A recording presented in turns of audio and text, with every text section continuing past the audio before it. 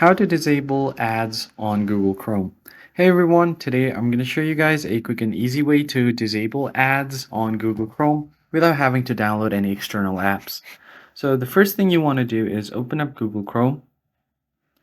Once you open it up, you'll find the option for three dots at the top right corner. Just tap on that, and then this pop-up will appear on your screen. Go to Settings.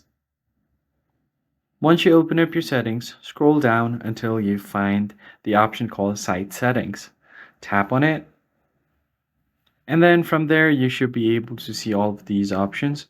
Scroll all the way to the bottom until you find this Content section.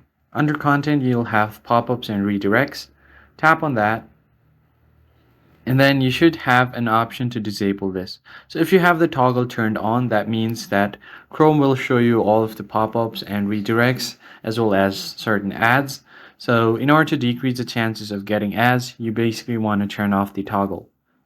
And once you turn it off, go back.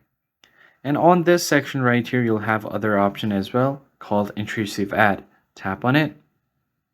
Then you could just go ahead and disable this one again. So if you have it enabled like this, you basically have to turn this one off, and then you should be good to go.